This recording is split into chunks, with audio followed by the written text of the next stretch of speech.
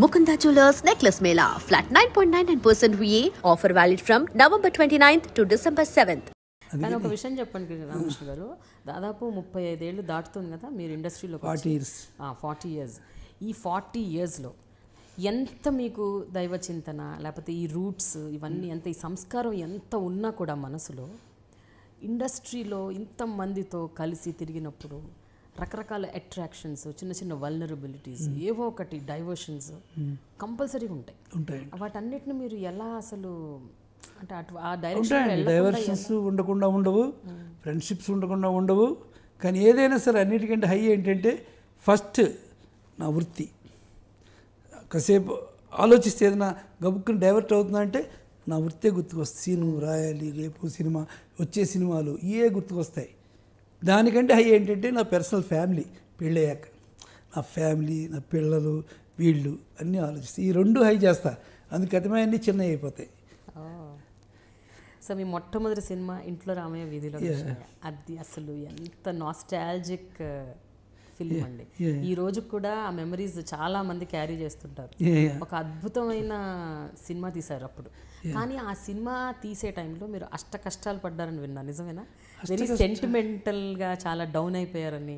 First డేనే కొంచెం shooting, first day షూట్లోనే Chiranjeevi గారు కరెక్ట్గా మీరు సెట్ చేసిన ముహూర్తానికి కరెక్ట్గా ఆయన అప్పుడు లేరని, నిజమేనా ఇవన్నీ? కానీ అంటే మనం బాక్స్ తీసుకెళ్ళినప్పుడు సెన్సార్ దగ్గర కూడా ఏదో ప్రాబ్లం చేశారు రిలీజ్. ఓకే అదే అన్నీ అంటే అదొక వెంచరే, కానీ అక్కడ నాకు పెద్ద ఏది కష్టం అనిపించలేదండి. ఎందుకంటే ఫస్ట్ నాకు ఫ్యామిలీ పెళ్ళి అవ్వలేదు అప్పటికి, నేను ఒక్కడే గురుగారు.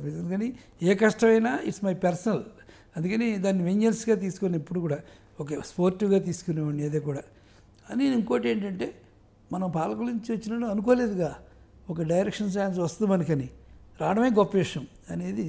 అలాగే రాఘవ్ గారి దగ్గర కూర్చొని ఆయన ఛాన్స్ ఇస్తే కథలు చెప్తూ ఆయన దగ్గర మాత్రం నాకు పిచ్చ నమ్మకం. ఎందుకంటే ఆయన పట్టుకున్నాడంటే అబద్ధం మాత్రం ఆడ్డు. ఆయన అనుకున్నది అనుకున్నాడు చేస్తాడు, అది రాఘవ్ గారిలో ఉండే గొప్పతనం. బట్ ఆయన ఇంప్రెస్ చేయాలి మనం. అందుకని ప్రతిదానికి కథ చెప్పేవాడిని నేను. 1 year పైనే చెప్పా కథలు. అంటే పొద్దున్నే వెళ్ళేవాడిని 5 o'clock, ఆయన లేసేప్పటికే లింగి కట్టుకొని అటు ఇటు తిరుగుతుంటారు అన్నమాట. కానీ ఏదో వేగ్గా ఉండే ఆయన ఎప్పుడు కూడా. రామకృష్ణ వస్తాడు, కథ చెప్తాడు, ఏదో బాగుండాలి అనే దాని మీద ఉంటాడు. కథ చెప్తాం, చెప్పిన వెంటనే బాగాలేదంటారు ఆయన. 7 o'clock టిఫిన్ చేసి అక్కడే 12C అనే బస్సు వస్తుంది అక్కడికి, అది ఎక్కేవాడిని. అది ఎక్కితే 3 hours తిరిగి వస్తుంది మళ్ళీ అక్కడికే. టికెట్ కొనుక్కుని ఇంకొక చెప్పేవారా, వచ్చేలోగా మళ్ళీ కథ చెప్పేవాడిని. చెప్తే నాకు కండక్టర్ డ్రైవర్ కూడా ఫ్రెండ్స్ అయిపోయారు వాళ్ళు. ఎక్కండి సార్, ఏంటిది మీకు పర్లేదు, ఇంకో ట్రిప్ అటు అయినా ఆ పక్క అయినా, అంత ఫ్రెండ్స్ అయ్యారు అన్నమాట. అలా చేస్తే ఆయన బాగా, రాఘవ్ గారిని ఆయన బాగా ఇంప్రెస్ అయ్యేవారు, ఏదో కూడా కష్టపడుతున్నాడు అని. దానికోసమని సినిమా కథని ఆయన ఎప్పటికీ 1.5 years ఓకే చేశారు. నాకు బాగా ఇయర్స్ ఎలా తెలిసేదంటే ఆఫీస్ ఎదురుకుంటానే ఒక గుడి ఉండేది మహాలింగపురంలో. ఆ గుడి ఎదురుకుండా మర్రి చెట్టు ఉండేది.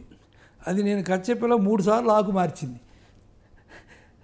ఆకులు రాలి కొత్త ఆకులు వచ్చి, ఆకులు రాలి కొత్త ఆకులు వచ్చి, అలా చేసినంటే సరే అని నేను మరి ఇలాగా రాఘవ్ గారికి చదువుకున్న వాళ్ళంటే చాలా ఇంట్రెస్ట్.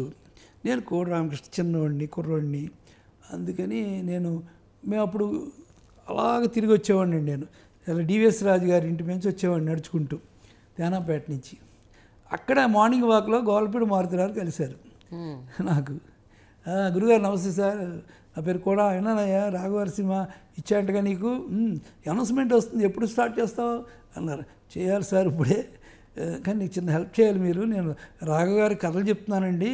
ఓకే, ఆయన చదువుకున్న వాళ్ళంటే చాలా ఇంట్రెస్ట్ అండి, అది మీరు నా పక్కన ఉంటే, ఇప్పుడు నా ప్రొడ్యూసర్ని అలా పెట్టుకుంటున్నాను నేను, మీరు నా పక్కన ఉండండి, నేను చెప్తే ఆయన కొంచెం వాల్యూగా ఉంటుందేమో సార్ అనిపించింది. అమ్మ రాఘవ్ గారా, టైమ్లీ మనిషి కదా ఆయన, మీరు ఉన్నాడు సార్ ప్లీజ్ అని మొత్తానికి ఆయన ఒప్పించి ఒకరోజు ఆయన కూడా తీసుకెళ్ళా ఆఫీస్కి.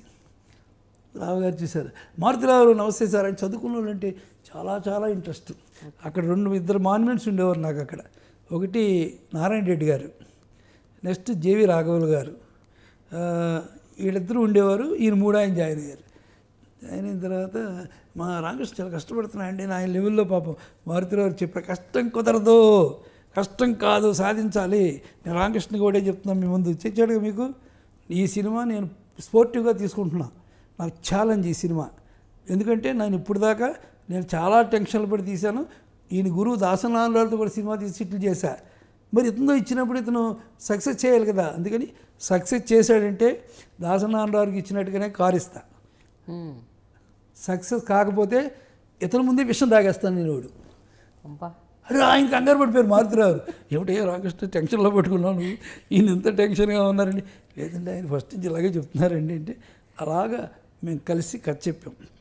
కథ ఆలోచించి ఒక కథ చెప్తే ఆయన ఒకే మాట చెప్పాడు, ఈ కథ నాకు ఏమి నచ్చకపోయినా నాకు సంగీత క్యారెక్టర్ బాగా నచ్చింది ఈ కథలో, అందుకని ఈ కథ మీద నువ్వు ట్రీట్మెంట్ ఫినిష్ చేయి అని చెప్పారు. ఆయన ట్రీట్మెంట్ ఫినిష్ చేస్తే కుదరదు, ఆయనకి టైటిల్ చెప్పాలి, టైటిల్ ఎలా రాస్తామో చెప్పాలి, సరే ఫస్ట్ వాల్ పోస్టర్ ఎలా వేస్తామో చెప్పాలి. ఈ 3 ఓకే అయితేనే రావు గారు ఛాన్స్ ఓకే చేస్తారు ఆయన అని మొదటి నుంచి మొదలుపెట్టి ఇంట్లో రామయ్య వీధిలో కృష్ణయ్య అనేది టైటిల్ ఓకే చేశా. టైటిల్ బాగుంది, ఎలా రాస్తావు, కారులో వెళ్తుంటారు అందరూ, నీ పోస్టర్లు చూసిన పట్టున వెళ్ళిపోద్ది కదా, ఇది ఇంట్లో రామయ్య అని ఎలా తెలుస్తుంది ఇంత పెద్ద పేరు అంటే పలకేసి పలకూర రాద్దాం సార్, ఓకే పలక చూస్తే పేరు వచ్చేస్తుంది, పోస్టర్లు ఏంటి అమ్మా చూద్దాం సార్ అన్నాను. ఈ తర్వాత నేను అందులో విలన్ క్యారెక్టర్ ఉంది, రాఘవ్ గారు ఆల్రెడీ ఒక చిన్న క్యాస్టింగ్ డిసైడ్ చేశారు ఆయన, ఇది ఈ హీరో ఇది, హీరోయిన్ ఇది అని ఆయన బడ్జెట్లో చేశారు, విలన్ ఇది అని. అప్పుడు నైట్ కూర్చున్నప్పుడు మారుతిరావుతో చెప్పా, సార్ ఇంకో చిన్న వెంచర్ చేయాలి సార్ మీరు అన్న. ఏంటంటే మీరు వేషం వేయాలి సార్ ఇందులో. ఏ వేషం? దట్టి సుబ్బారావు వేషం. ఏమో సినిమాకి అది మెయిన్ క్యారెక్టర్, నా మీద కొంప దిగి నాకు, నీకు అసలే ఫస్ట్ అది కానీ డిసప్పాయింట్ చేసిందంటే నన్ను అంటారు, వద్దు అంటే లేదు సార్ బాగుంటుందని ఇంట్లో వాళ్ళని వాళ్ళ వైఫ్ని అందరినీ బతిమాలి ఒప్పించా. వచ్చి రాఘవారు మన్నాడు వచ్చి కూర్చున్నా, ఏంటి పోస్టర్లు ఏంటి? ఉండండి సార్ పోస్టర్లు కంటే ముందు క్యాస్టింగ్ డిసైడ్ అవ్వాలి కదా సార్ అన్న. ఆ క్యాస్టింగ్ మనం డిసైడ్ చేసాం కదా, చిన్న చేంజ్ సార్, ఏంటంటే విలన్ మీరు అనుకున్న వ్యక్తి వద్దు సార్, రొటీన్గా ఉంటుంది. సరే మరి ఎవరు? గొల్లపూడి మారుతున్నారు పెడదాం సార్. నిజమే భలే ఉంటాడు ఈయన, ఆ ముక్కు అది అని ఆయన ఇంప్రెస్ అయ్యాడు. అమ్మా ఓకే ఇంకొక చిన్న చేంజ్ ఉంది సార్ అని. చిన్న చేంజ్ పర్లేదు చెప్పు ఏంటి? హీరో మీరు అన్నోడు వద్దు సార్, చిరంజీవి గారిని పెడదాం సార్. లేచిపోయాను, లోపలికి వెళ్ళాడు.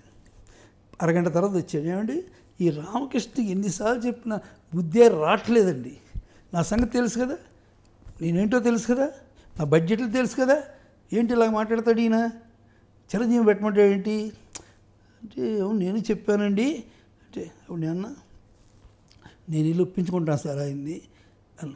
సరే నువ్వు వెళ్ళి ఒప్పించుకుంటే నా బడ్జెట్కి నాకు ఓకే అమ్మయ్యా అనుకుని ఇప్పుడు ఫస్ట్ టైం చిరంజీవి గారిని చూడడం నేను. వీణ స్టూడియోలో డబ్బింగ్ చెప్తున్నారు ఆయన, అప్పుడు అక్కడికి వెళ్ళా, ఇది డబ్బింగ్ చెప్తున్నారు ఆయన. నమస్కారం సార్ అన్న. ఎవరు మీరు అంటే, నాకు రామకృష్ణ అండి, రాఘవ్ గారు నేను నాకు డైరెక్షన్ ఛాన్స్ ఇచ్చారండి అన్న. అవునా, నాది మొగల్తూరు సార్ అన్న. మొగల్తూరు మా ఊరా అన్నారు. అవును పాలకొల్లు అది ఒకటే కదా సార్, ఇప్పుడు మొగల్తూరే కదా అన్నారు. ఓకే ఓకే ఓకే ఎందుకు వచ్చాను నా దగ్గరికి అన్నారు. ఏం లేదు సార్, ఈ సినిమాలో మీరు హీరో వేషం వేయాలి సార్. నేనా? అయ్యో రాఘవ్ గారు అంటే నేను డిసిప్లిన్గానే ఉంటాను, మరి ఆయనకి మనం నచ్చాలి కదా, నేను ఆయన అన్నీ ఆలోచిస్తాడంట కదా, బాగుండాలి, న్యాచురల్గా ఉండాలి. ఏంటంటే మీరు న్యాచురల్గానే ఉన్నారు కదా సార్ మీరు అన్న. సరే రాఘవ్ గారిని రమ్మని మాట్లాడతా అన్నారు. వెంటనే రాఘవ్ గారి దగ్గర ఉన్నా, రండి సార్ బట్టలు వేసుకోండి సార్, చిరంజీవి గారు రమ్మన్నారు. చిరంజీవి గారు రెడీ అయిపోయాడు. ఆయన వచ్చిన వెంటనే చిరంజీవి గారిని చూసి ఆయన వెళ్ళి, ఏవయ్యా చిరంజీవి, మీ నాన్నకి నేను ఛాన్స్ ఇచ్చినప్పుడే చెప్పానయ్యా నీకు మంచి కొడుకు వస్తాడని అన్న. బాబు ఏదో కొత్తగా స్టార్ట్ చేసాడేంటి, నాన్న ఎవరు అనుకుంటున్నాడు ఈయన అన్నారు. వెంకట్రావు గారు మీ నాన్నగారే కదా. అవునండి, నేను ఛాన్స్ ఇచ్చాను, నా సినిమాలో వేషం వేశారంటే రాఘవ్ గారి సినిమాలో ఆయన వేషం వేసాడంట. ఫస్ట్ రాఘవ్ గారు దాంట్లో వెంకట్రావు గారు నాన్నగారు చిరంజీవి గారు నాన్నగారు వేషాలు ట్రై చేసేవాడంట. ఆయన ఈయన కంపెనీలో వేషం వేశారంట. అప్పుడు నాకు తెలుసు మీ నాన్న అసలు సెంటిమెంట్గా వాళ్ళిద్దరూ అవునా అని సెకండ్లో కాళ్ళు ఇచ్చుకున్నారండి. ఇచ్చుకున్న వెంటనే అదే గురువు చంపేస్తున్నట్టు రామకృష్ణ, నాకు కుదరదయ్యా చిరంజీవి గారు నేను సినిమా తీయడం అంటే కష్టం కదా అని చెప్పాను నేను. ఎండు ఈయన రామకృష్ణ అన్నారు, మీకు ఎందుకండి గొడవ ఎండు అది ఇది అని. నేను చేస్తాను సినిమాలో. మరి ఏంటి చెప్పండి, మరి నాదంతా ఒక పద్ధతి ఉంది, నాదో బడ్జెట్ ఉంది, చెప్పండి ఎంత అని. ఇద్దరు దోళ్ళ బజార్ ఉంటుంది కదండి, ముసిగేసి మాట్లాడుకుంటారు ఇలాగలా రేటు. అలాగే రాఘవ్ గారు ఒక రేటు చెప్పడం, చిరంజీవి గారు ఒక రేటు పెట్టడం, రాఘవ్ గారు ఒకటి చెప్పడం, చిరంజీవి గారు ఒకటి చెప్పడం. తర్వాత చిరంజీవి గారు కోపం వచ్చిన లెవెల్లో నిలిచిపోయాడు. నేను ఏమండి నేను చెప్తున్నా అండి, పాప మొగల్తూరు మా కుర్రోడు వచ్చాడు, నేను ఫ్రీగా చేస్తున్నాను, మీకు వెళ్ళండి నాకు అంతే, అలాంటి కొత్త వాళ్ళు నేను ఎంకరేజ్ చేస్తానండి అన్నారు. ఫ్రీగా అయితే నాకు వద్దు, నాకు మా ఇది నాకు పోనీ మీరు ఎంతో కొంత ఇవ్వండి నేను చేస్తాను అన్నిటిగా అయితే ఓకే. ఆయన ఓకే చేసి వెళ్ళిపోయాడు ఆయన. కానీ చిరంజీవి గారు మళ్ళీ పిలిచారు, నాకు వచ్చి నైట్ నువ్వు కథ చెప్పాలి, కథ నచ్చితే చేస్తా అన్నారు. అని గిరి రోడ్లో ఉండేవారు ఇప్పుడు ఆయన. నైట్ 9ంటికి వెళ్ళా, మంచి హార్లిక్స్ ఇచ్చి ఆయన 3 hours కథ చెప్పాను. మళ్ళీ హార్లిక్స్ తాగుతావా అన్నారు ఆయన. అమ్మ బాబా ఏంటి ఇలా అంటున్నారేంటి, తాగు అని. నాకు వద్దండి అన్న.